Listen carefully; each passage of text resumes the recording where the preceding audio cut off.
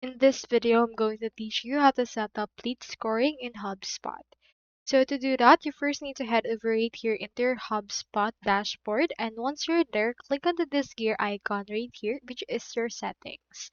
So by clicking on that, you can find your settings directly. And from in there, you can see everything right here.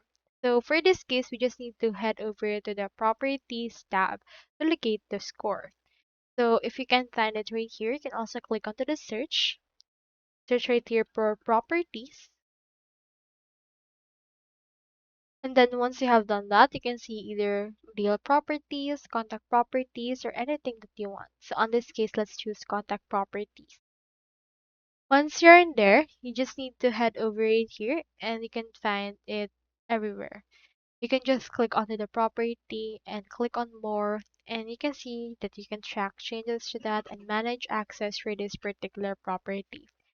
Now, in here, you can also use your data agent to locate and score your lead that you currently have right here. So you can choose between contact or company score and add criteria and assign points for it. So that's all there is today. And if you haven't signed up for HubSpot yet, make sure to use our affiliate link given in the video description. Thanks for watching, and I will see you in my next video.